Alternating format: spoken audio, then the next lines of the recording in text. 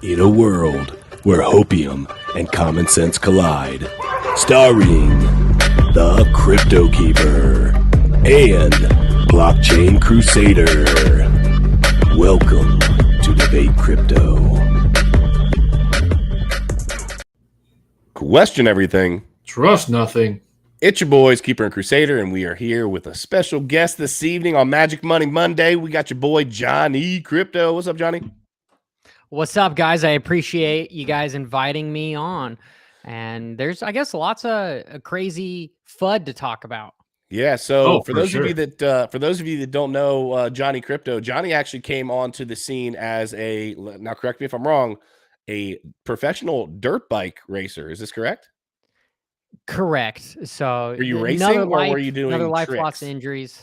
And actually, I've held my finance degrees as far as my security 7, 6. I was a financial advisor for a few years, but well, so this is financial advice. You can say that then, huh?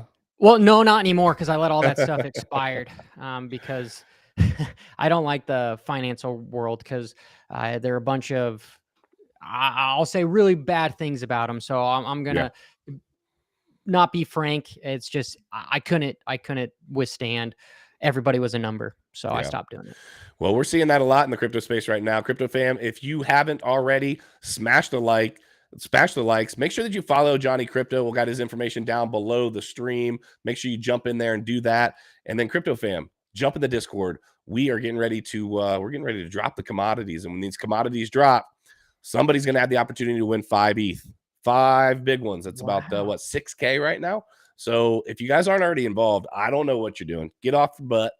Get into the Discord, find out what you got to do. Super simple to get involved. Just get in there, be a new holder, or an existing, and let's rock out. Miguel, what do we have on the podium for this evening, brother? We got the FTX scandal continues to evolve. Right? We're getting more information about that every day. We have the crypto.com rumors of are they insolvent or not. People are panicking. So we're going to be covering that, and obviously Johnny Crypto, we're going to get his take on it and see some TA. I don't know if you guys want my take on it. Oh, yeah, we do. Yeah, we do, for sure. Listen, it's Debate Crypto for a reason, right? So we have our takes on things. Well, trust me, Miguel and I love to debate on anything that is XRP fam. Put them up. You already know. Miguel loves to debate me on that one. So ISO compliant, man. World money. Transfer system. I thought you hated the financial system, dude. Why would you be buying XRP? Because I think it's going to go up.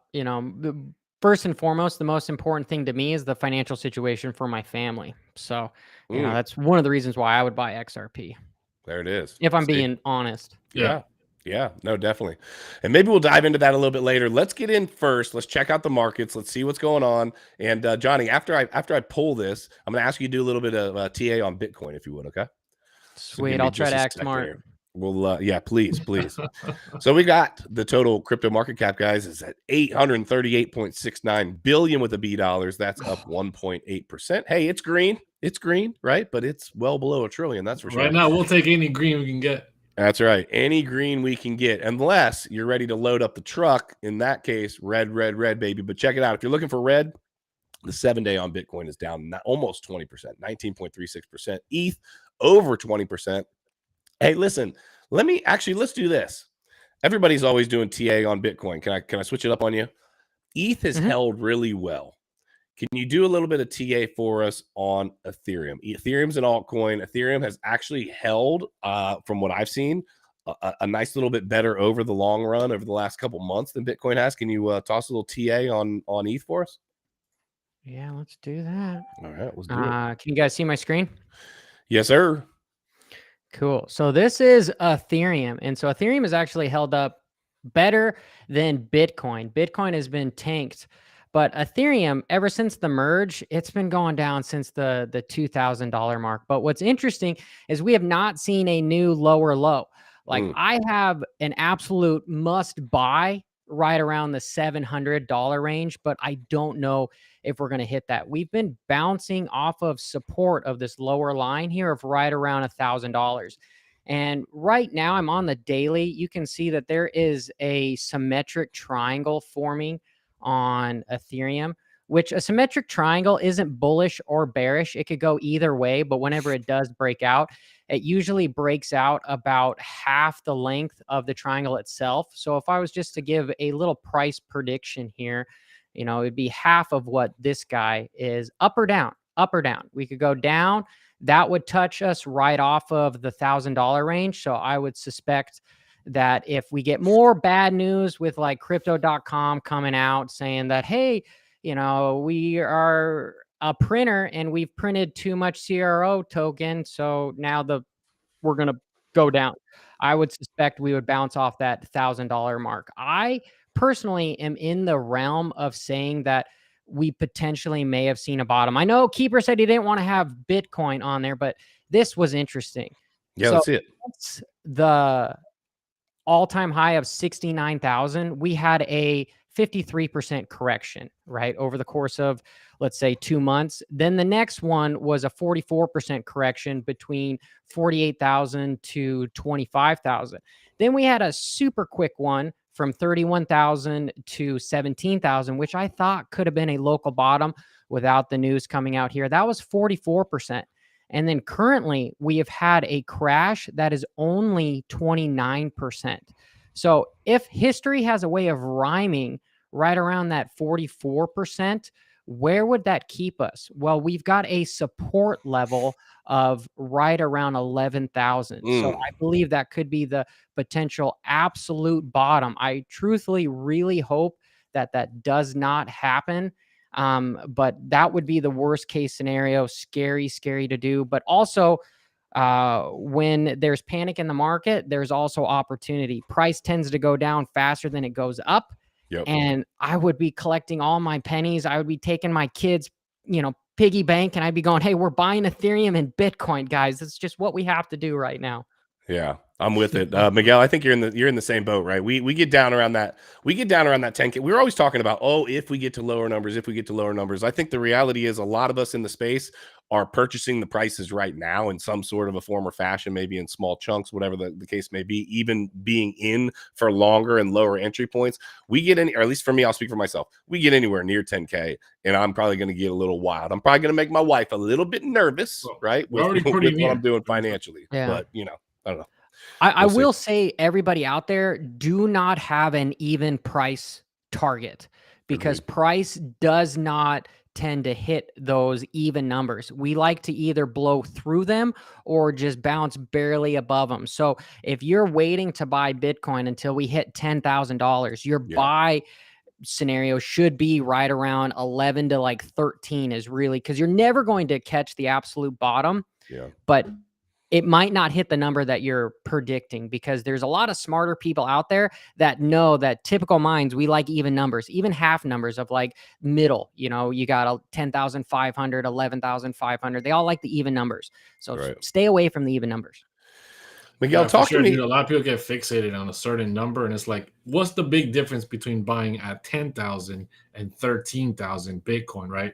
When you're talking about long-term investing, you're really going to wait to that 10,000. You might never have it, and then you missed out completely, and then you're buying back up at like 25.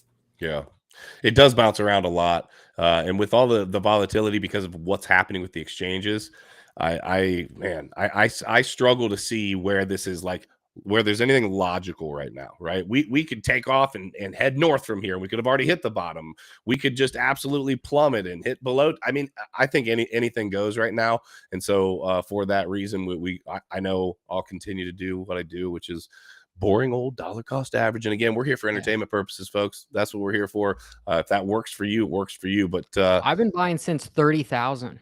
Right. Yeah, so buying I'm all the way down. Not even close to break even on the new Bitcoin that I have bought. But that's me just being transparent. Man, long term, think about it. We're going to look back, and this is how my faith in Bitcoin, we're going to look back at these numbers right now. I guarantee, I'm going to talk for me. I'm going to look back at these numbers right now, and I'm going to ask myself why I didn't even buy more. Because I do believe long term that we are headed just absolutely to some really crazy numbers. The issue for me is not where the price is right now. It's the amount of capital that I invested over the last few years. And now with where business is, with construction and just the things that I'm doing, I really have to be careful about when I'm moving my chess pieces.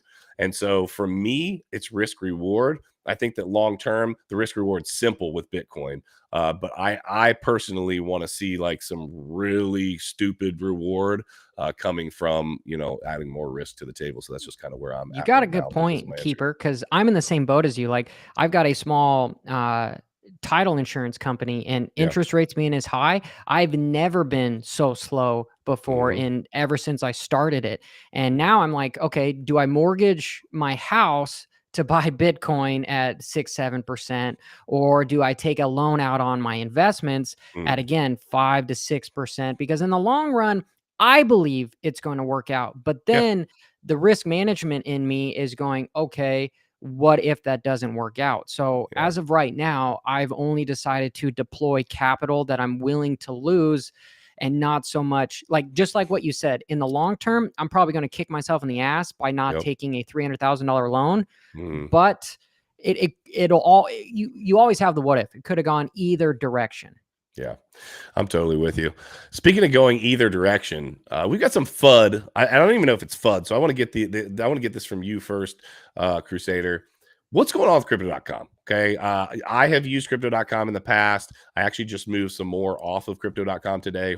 Moved some VeChain off of there. Didn't have any issues, whatever the case may be. But you called me earlier today and said, "Hey, did you hear what's going on with Crypto.com?" So tell the people about that conversation, and let's talk about what's going on there. Yeah, dude. So they started the whole proof of reserves after FTX went insolvent. They showed that Crypto.com had like 20% in Shiba, the second largest amount, right? And then that's suspicious, right? People, it's like a Shiba coin, really? That's what you're gonna have as your second largest holding. At the same time, they had some type of dilemma where they transferred. I forgot what the amount was, but they transferred a large amount of crypto over to gate.io and said, oops, it was a mistake. Sorry, can we have it back? And it was sent back accordingly to them. So it's like it starts to spiral into the rumor that these exchangers are sending crypto to each other to be able to show proof of reserves when they don't actually hold it. You want to do our quick little commercial break? Yeah, and actually, Addison came in here to remind you that with all of this craziness going on these exchange, be your own bank. Addison wants to come in and remind everybody: grab yourself a hardware wallet. We've got a ledger link down below the video, and load up on whatever it is you're loading up on, but custody it yourself. Good night, buddy. 100%, dude. It's a lot cheaper to buy a ledger and hold it on there than losing on exchanges. So okay. $400 million. We were talking about this on Around the Blockchain earlier today. And the explanation that was given was that essentially somebody fat fingered it. Johnny, let me ask you something. Okay. I'm sure FTX can say the same thing too. We just fat fingered a few things and got over leveraged. Yeah, just a little bit. Just got a few billion over leveraged. Johnny, I don't even know your answer to this, but I think I know your answer to this. When you are doing a transaction to a hardware wallet, is there something, and it's going to be a larger amount, is there something that you do on the front end of that before you send the larger amount? I double check 15 different times. Yes, you do. And some people will send a test transaction as well, but 20 times you want to know it's there, right? How do you fat finger 400 million? I'd love to hear your input on this, Johnny. I don't think you do. I think this is all a PR stunt, and they're getting caught with their hands in the cookie jar. And truthfully, FTX, in my opinion, is doing what traditional finance have done forever. Is when you have money in a bank, whether it's Wells Fargo, Ent, JP Morgan, it's not your money. They lend it out in loans, credit cards, mortgages. They use your money. What did FTX get caught with? Using people's money to buy stuff. I mean, it even goes further with them, getting money from Ukraine to then give back to the Democrat Party. Like, there's all this crap that's surfacing out there, but it's everything that a typical bank does. But the difference is a bank is not allowed to print its own money. It has the US Treasury to back them up if something happens. But with these exchanges, same thing with like Terra Luna. They're able to print their own, Luna coin or FTT, which is ludicrous. So I advise everybody, it's kind of a red flag when people, I get in trouble all the time with these damn stable coins because it's a Ponzi scheme in my mind, because without new customers coming in, you're going to run out, and you're going to run out from people to rob Peter to pay Paul, right? But that's how our traditional banking system has been worded. And all crypto is doing right now is it's trying to be finance 2.0. But we don't want to be finance 2.0. We want to be the new and improved system with decentralized finance. And that's why I am for some form of regulation coming out that's saying, hey, if you're an exchange, the only way you can make money as an exchange is from buy and sell orders. You know, like what Coinbase does is it's 99 cents to do this. Like there should be some big regulation in place that they cannot be their own bank as far as printing their own stable coin as far as an exchange goes. That's my opinion. I don't know if that was the next question, but well, you know what, it leads us you know what, it leads us into one of the articles, and I want to get into this, because what's happened here is they have FTX effectively was the market maker and the exchange, so they got to see everything. Think about if you had the ability to see everything before it happened and make decisions and know exactly what that looked like. You could absolutely front run all the way through. So check this out. That may or may not be what Alameda Research was doing. Alameda Research was front running the FTX token listings report. Crypto compliance firm Argus reports that Alameda, which was supposed to be distinct from Sam Bankman-Fried's FTX, amassed tokens before their listings on the exchange were made public. Okay. Alameda Research used prior knowledge of tokens that were scheduled to be listed on FTX to buy them ahead of the public announcements and then sold them for a profit, according to analysts from crypto compliance firm Argus. Between the start of 2021 and March this year, they held $60 million worth of 18 different tokens that were eventually listed on FTX. The analysis was first mentioned in a report on Monday afternoon. The company did not immediately respond from the request from Decrypt to comment on that. But yeah, I'll let you kick it off with this, dude. So dude, you got the money printer. What was happening here? How do you explain? They're making money, dude. They're making money, right? They know what's coming, right? Insider trading, they know what's coming. They buy it up ahead of time, and then they dump it on the market once it gets listed, and they start pumping their own bags, right? It's that simple, right? They've done this with NFTs. They've done this with a lot of other cryptos, right? It's not the first time it happens. It's just the first time that at this large scale, something this big gets, all pulled. You see all the layers, right? You see all the things that are happening within just one company, and you're like, wow, this is actually happening. But like Johnny was saying, right, this is like finance 2.0. This is exactly what the banks does, right? Insider trading, all kinds of things. Obviously there's more regulations in the stock market, but you look at Wolf of Wall Street, these kind of scenarios, this has happened in the past. They have the inside information, they pump their own bags, and then they dump it on the market, and they make billions of dollars, right? And that's how they make their living. So these exchanges, right, with less regulation, with less clarity, are been doing the same thing at just larger scales of money. For so long, we have preached that these exchanges manipulate these markets. And I used to see in the chat all the time, wah, and they would tell you, just shut up about it. You always blame market manipulation and this, that, and the third. Well, guess what? Again, there it is, right? And so we're seeing all of that come to fruition in the light, where you can really see that from front end to back end, there was a whole plan in place. And I think that's what it comes down to. They conspired from front end to back. Hey, let's load up on these tokens. We know when it's going to release. Boom, bam, slam. We'll put them back onto the market. We'll sell them for a profit. Then they were taking that. Then they were taking that money back, leveraging that money. I mean, there was a whole, cyclical effect that they had going on with the money here, and I think it's a really it goes deep. What's up, Johnny? What the traditional finance, what they do as far as with an initial public offering, is if a big guy wants to invest into a company, they will let them do that. They will let them put a lot of money before it's released, but they have to hold the money for at least 6 months before they dump it. Right. And that's because there's no regulation with the Securities and Exchange Commission with these exchanges, is they're able to do that. And truthfully, like I personally think that I'm a decent human being. Yeah, I'm having quotations here, because if I had the power to do it, why wouldn't I? If I could 10x my money real quickly by doing something like this, and there was nobody that was going to stop me because there's no regulation, the risk versus reward is there's no risk and it's all reward. Why wouldn't you do it? I don't blame these guys for doing it. They're just using it's just bad people in crypto. And that's why there needs to be some more clarity involved. Like, you're always going to have lots of money that ends up being bad for business. We just need to make sure with the regulation, it makes it to the point to where a somebody that is almost in poverty can't level themselves up to middle class by using crypto or this new financial system. It should be for the world, not just the elites. That's the kind of regulation that I want to see. But that's how Wall Street gets away from this insider trading BS, is there's actual laws in place for them not to be able to just dump it immediately. Yeah. And that, you're right. It's exactly what's happening. So I wonder, and I haven't, I think we'll find out obviously at some point here soon.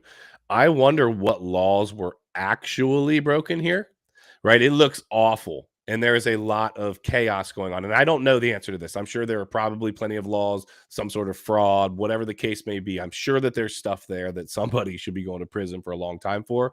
But on the surface, for what the regulations say, there wasn't a whole lot done here besides taking advantage of a basically huge gap in the system. It's kind of like the tax laws. Some people would say that it is downright fraudulent and wrong what some of these massive institutions do as it relates to our tax code. But guess what? Our tax code is written that way. They read the tax code and they take advantage of how you can manipulate, and it is manipulation, but how you manipulate that tax code.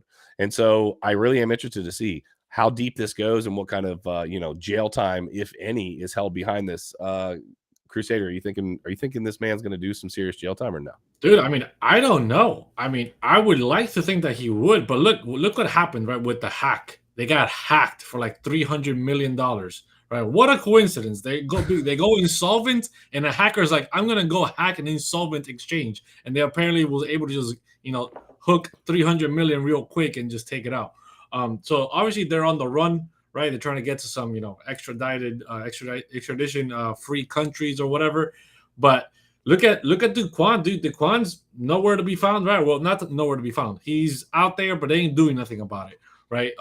We've seen this multiple times, and now we're seeing it with FTX. I don't think he's gonna see jail time. I don't think he's gonna get caught. I think there's too many political ties. I think there was a good setup done in place to drop the hammer heavy on regulations that are probably going to benefit the government more than the people. And I think it's all part of the plan. But look how quickly it was when they took down Tornado Cash, right? They went directly out to the developer, boom, arrested, gone, done. This guy is just still out there. Duquan is still out there. And these people, rugged people for millions and billions of dollars. And yet they somehow don't get caught. But the developer of a privacy tool instantly got caught, and nothing to speak about ever again. That's a great point, Johnny. I want to get your take on this too. Before I get your take on this, Crypto fam, smash the likes. Make sure that you're following Johnny Crypto, doing a great job on the show. Really appreciate you coming on again, brother. Let's make sure to give him a special welcome. We got 73 people in here. 76 people in here. There should be 76 people following Debate Crypto, and there should be 76 people subbing to Johnny Crypto. So make sure that you guys do that.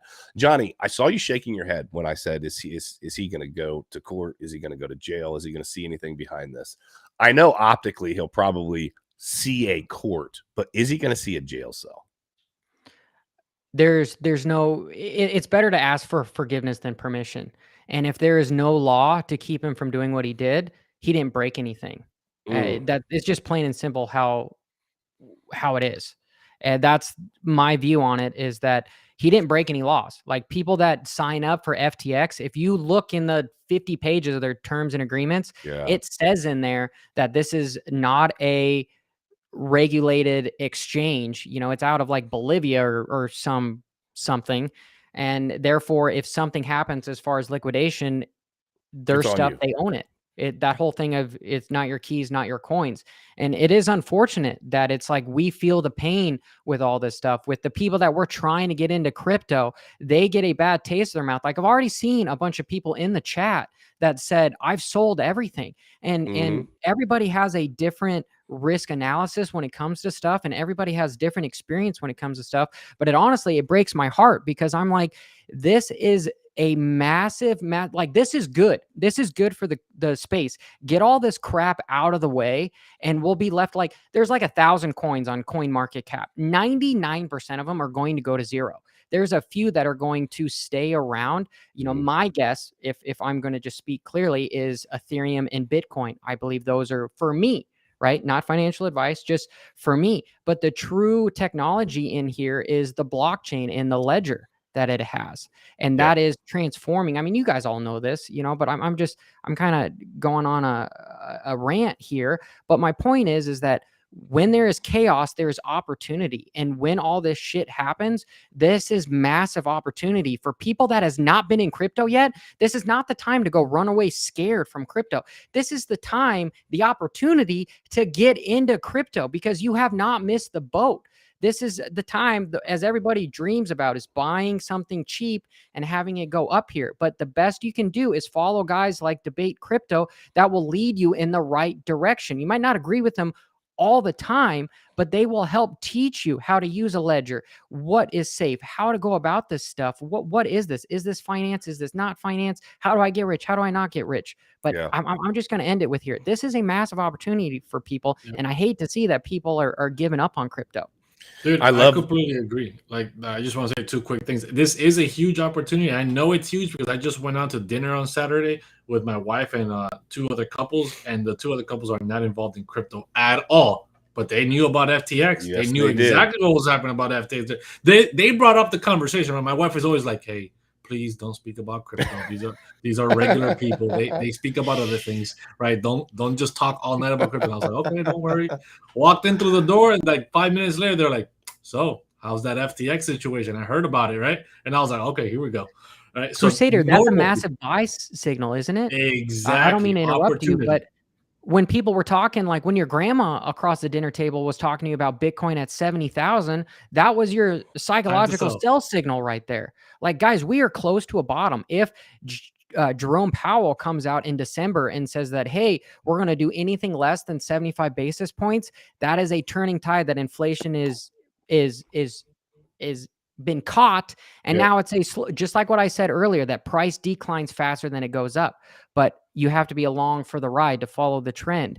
There is going to be a rounding top to this, and it's eventually going to continue. Oh, sorry, more of like a cup. It's going to be a rounding bottom because we're going to be going up here. And to me, that is a sign to start dollar cost averaging in. And I didn't mean to interrupt you, Crusader. I'm on your show.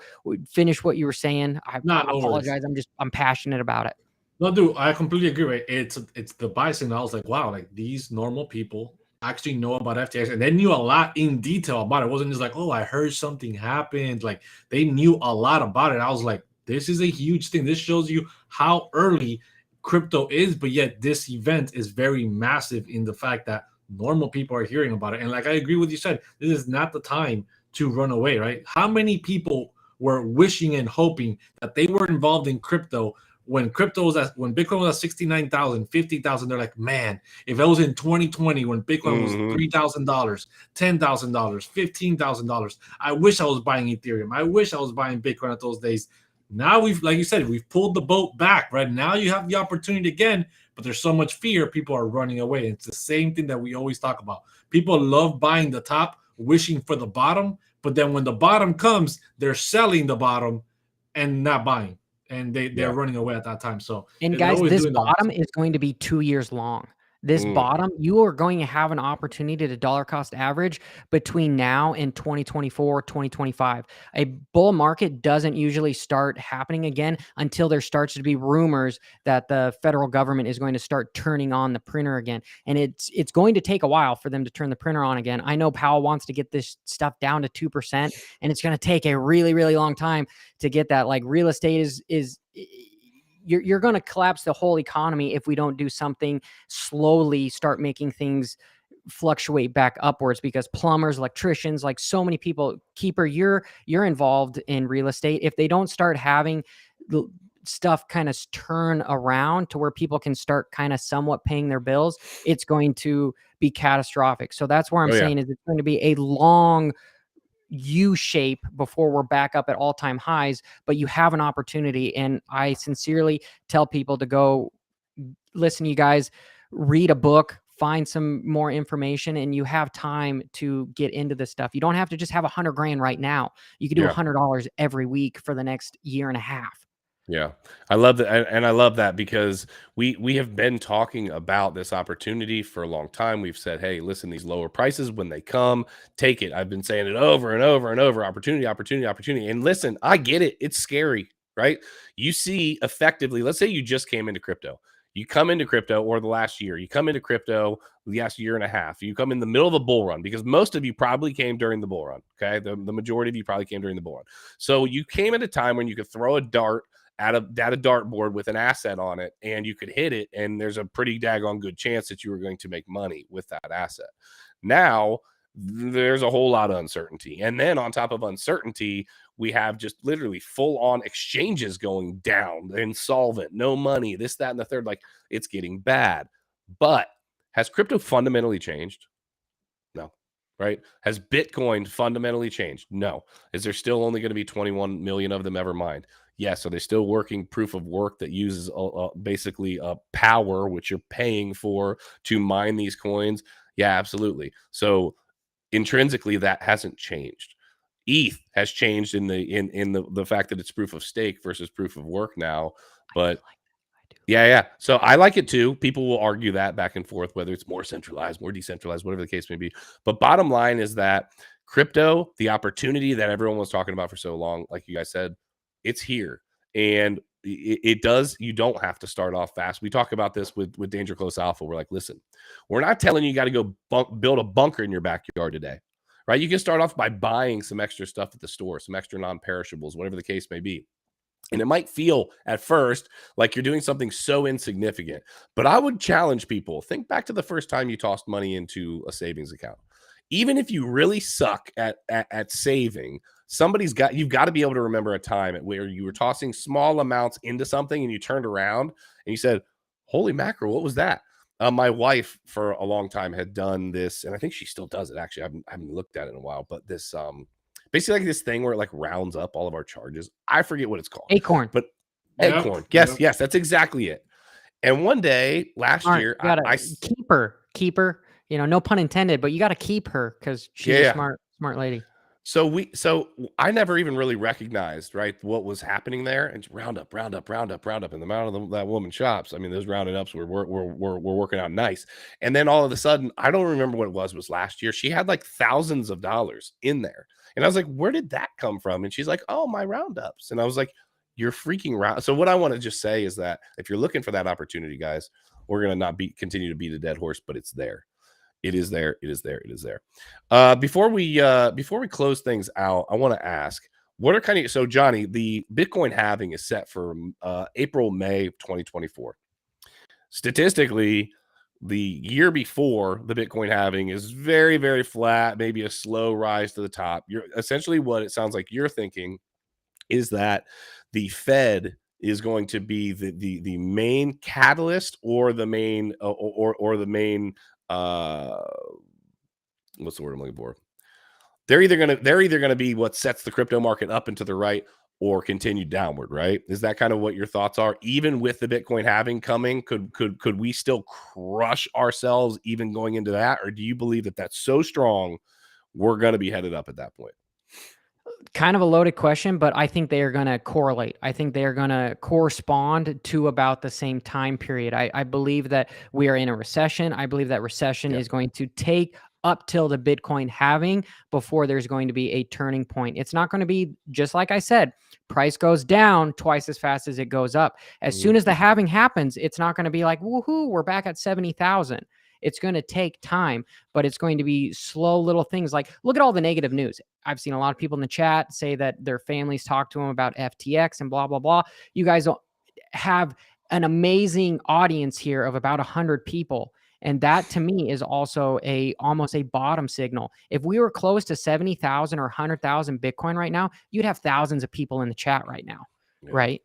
Because people are giving up on this stuff. This is capitulation. This is psychology. And once we start having more and more good press come out with the halving, with, interest rates going down, with people having more money in their savings and new job growth, that is all going to be a catalyst. And so if I'm going to be open extended on my price target, I am going to say, yeah, it's going to correlate right around that 2024, 2025 mark. That is very broad. But again, the long-term outlook on this stuff is, I'm a believer. I do a lot of trading, but I'm a believer that 90% of my portfolio is compounding interest. I buy and hold and I never sell. Buy and hold and never sell. My outlook is forever, because I want to leave a legacy. I want to give the money back, and I will be able to have trust funds and give dividends and custodial accounts to my kids, because I will have this huge house of investments that we could live off of interest from it. And the only way to get that is by slowly dollar cost averaging in. And that was a very broad answer, Keeper, but I believe somewhere in there I kind of answered it a little bit. No, you totally answered it, and I think we're on the same page. I think that it's going to take time to fix our economy, right? I totally agree with that. Miguel, we were going to touch on some of these new FTX tokens that were printed tonight. Do you want to touch on that? Do you not want to touch on it? You tell me. I'll shut up. Yeah, No. That's irrelevant. I mean, we know FTX, right? They're in trouble. It's nothing but downhill for them. We're going to be seeing more and more information coming out here in the next couple of days, I'm sure. And for the next couple of weeks, that's probably all we're going to be talking about until we see another. I'm not going to be negative. If we see another exchange drop, all we're going to be talking about is FTX and the different things that are going to be revealed during that time. So, are they printing more, or they did print? Who cares? They're insolvent at this point. There's something worse that they can do. I mean, I don't know, unless they come back and like flash all the money at people's faces, like, I just stole money. Their own money. What were you going to say, Johnny? You had your hand raised. I was kind of backtracking. I had a question for you guys, because you guys were talking about crypto.com and everybody is speculating that they're in the same boat and they're going to go down. This is, comparison is kind of like the theft of joy. So this might not be the best analogy. However, when Robinhood came out and they halted trading because of AMC and GameStop, a lot of people jumped ship from Robinhood and they kind of butchered their name, but they're still around, you know? So for that reason, do you think it's the knife in the back for crypto.com, or what do you think? Do you think they're going to survive this? Go ahead, Crusader. I think they can survive it if they prove that they're not insolvent. I mean, but I think the fact that their second biggest holding is Shiba, the fact that they, like fat fingered $400 million, right? It shows a lot of suspicious activity on their behalf on like, do you really have the money or not? Or are you guys just like, trading and showing a little snapshot at that moment and sending the money to the next guy so they can take their snapshot? So it really depends. I personally don't like crypto.com. I didn't like them from the minute I used them, and they had that 24-hour wait list to be able to wait time to be able to send money from one. You got to admit that those 2 days were kind of funny with how frustrated you got when I told you to just use crypto.com. That one experience, I was like, I'm never using crypto.com again. I hate crypto. Fortune favors the brave, doesn't it? Oh my gosh, that was a really funny. If you had to be there for it, but I encouraged Miguel to use. I don't even remember what it was for, but I encouraged him, like, bro, just use it on crypto.com, no big deal. And literally, there was roadblock after roadblock after roadblock, and he was like, "F this." I was It was terrible. But to answer your question, Johnny, the only I have been almost all the way off of exchanges for probably over a year now. I've had a few $1,000s here and there to where, like, so you're not staking anything on any platform. No, I'm not. I'm not. And quite honestly, with the ETH holdings, I probably should be running a node, but I honestly have not been brave enough to do so. I know that sounds crazy as heck, but I just have been a little leery on some of the things in the crypto space. It's the unlocking problem for Ethereum for me, dude. I can't trust locking up my Ethereum like that. Yeah, and so there's some issues there, and so I've just really sat on what I'm sitting on. But the answer to what you're getting at is, I have been almost off of exchanges for a long time now. I'm getting to the point where I'm literally taking the last little bits. I made a transfer off of crypto.com today. It wasn't the news crypto.com today. The news just kind of reminded me, oh yeah, I've still got some funds on there. I need to make a couple more moves. And so I started to move stuff. I personally, it's not that I think that crypto.com is going to go away just like FTX. I honestly, I have no idea, right? We don't know. With FTX going under, you just don't know. Do I think that they've got some interesting things happening? Sure, because if your story is fat fingering $400 million, that'd be kind of like me telling, maybe I had to spend 40 ETH over to Miguel and I accidentally sent him 400. Really? Like, you know what I'm saying? Like, no, that's just not a real, scenario here, right? But all that just to say, I just don't want to be involved in the exchanges unless I have to. I will use it for an off ramp because I have to if I need to off ramp into fiat. But honestly, Johnny, Do you I'd have like to faith in be any exchange right now? Coinbase, and only because two reasons. One, I've heard him very openly talk about the fact that he's not the market maker and the exchange for the fact that it's a conflict of interest. I've heard him say that. And two, I think he's just one of the chosen. I think he's like one of the actual, just few that they're going to allow to, operate as they should within the, because somebody Stock has is to take that actually role. publicly traded with the SEC too.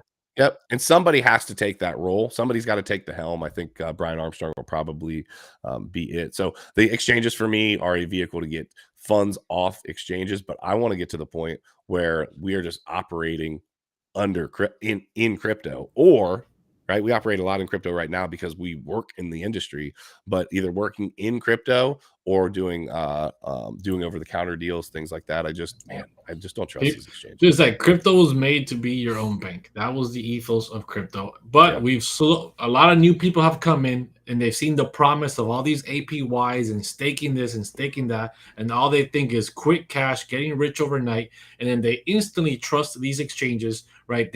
Most of them probably don't know how the traditional banking system works in the first place, and then they see this crypto thing that's promising all these APYs and all these things, and they say, oh yeah, sure, why not, just dump all my money there. And they treat these exchanges like their bank accounts, and they think if they ever have a problem, they have a support line, they can help me, this and that. And it's like, it doesn't work that way, and that's where people fall for the trap. Yeah.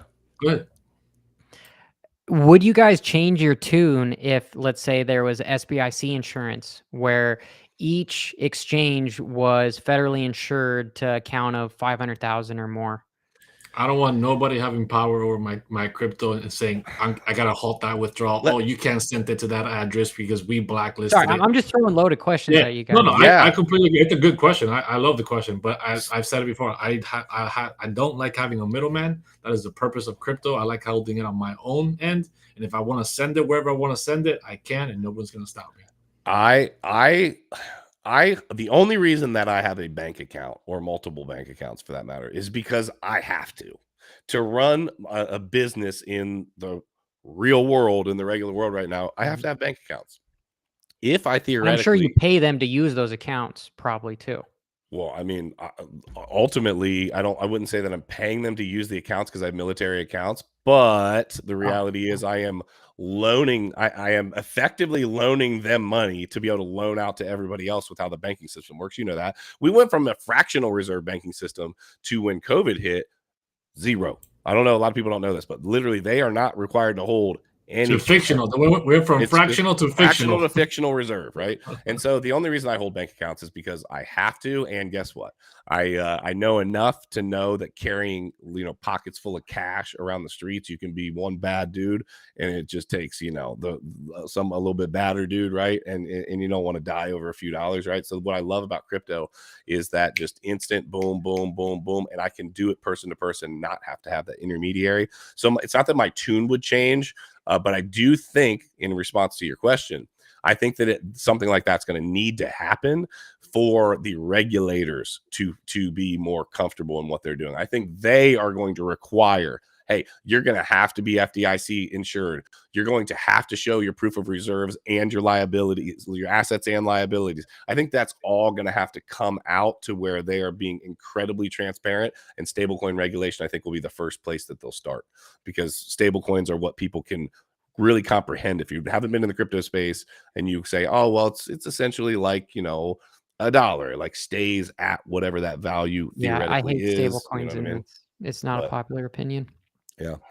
Well, it's where they're going to regulate first, I believe, because I can't see any that because of the CBDCs. I mean, I think it's pretty straightforward. That's where they're trying to push us. Don't you think they're trying to push us to CBDCs, Johnny? Like, they want us on a social credit system. They want to take away the last little bit of freedoms we have and push us dude, into honestly, it, that's the thing, is like this whole Bitcoin, as far as it being the savings grace of decentralized finance and be your own bank, it's also ironically kind of the killer, because its technology public. is enabled governments to now use the blockchain as a public ledger that they can make now privately, so that they can oversee and overwatch and turn you on and off quickly. Like, truthfully, they could do that right now for you. You know, if you were on the most wanted list and your social security number was this, they could turn it off for you. It just might take a couple times, you know, a little bit longer. But if they were on a blockchain type system, it would be instantaneous. And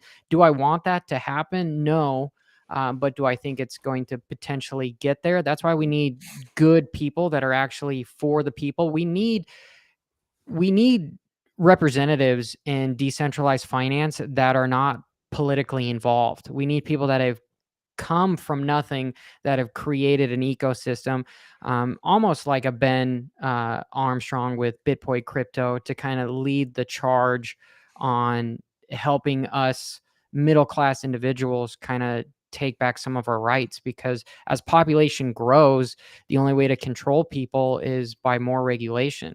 And I've kind of switched my tune a little bit. I'm not as exciting right now because it is scary. But I also feel that it's a double-edged sword, because in order for all of us in here, for Bitcoin to get to $1 million like we feel like it is, there needs to be more people buying it. And in order for people to buy it, they need to feel safe with it. So there needs to have some sort of regulation in order for prices to rise, for us to become wealthy at this. It's going to take time, but I totally agree. I think the long term we're headed there. I think in the shorter term we're going to get regulations, because they're pushing it, they're making it happen and putting it so heavy into the news that you can't help but see it. I was talking the other day about how I got a text from my sister who's not in crypto, same thing as Miguel was talking about, and I was like, oh, okay. She's just texting me again right now, and it's like, yeah, this has to be some sort of a sign that we really need to be paying attention to what we're doing in the and transparency, because I think transparency is key. Because I've asked you guys some serious questions. All my money is on exchanges. You know, I have a lot of money in stocks. They're all in exchanges, because I believe in the whole SPIC. I've got multiple accounts in there. And so therefore some of my crypto stuff is all on exchanges. I have quite a bit I've got probably 40% of my capital locked up in staking as well. You know, and so you're not worried about that. Sorry, say again, Keeper? And you're not concerned about that? Yeah, I'm concerned. I'm absolutely concerned. And this might be one of those things where we talk off the record, because I'm one of those individuals that I come from a sincere financial background. So it scares me to be completely in control of that stuff. Of your own. And so this might be one of those things, like, you're the average of the 5 people you spend the most time with. I need to reach out and find some more people that have a different perspective than I do, so that I could learn and help out. And that's why everybody in the chat here, pay attention to these guys, because they do bring value to the space, and if they can help me, they can help you. Appreciate that, man. Appreciate it, man. Crypto fam, we love you guys. You could be anywhere on a Monday night. 91 of you are sitting here hanging out with us, Debate Crypto and Johnny Crypto. So make sure you follow Johnny Crypto. Make sure you follow us. Listen, 5 ETH, somebody's going to get it, right? So you might want to pay attention, jump into Danger Close Alpha, figure out what's going on there. That's about to happen. So don't miss out. Just remember, question everything. Trust nothing. And until next time, hodl. Well, like it's hot. We'll see you soon.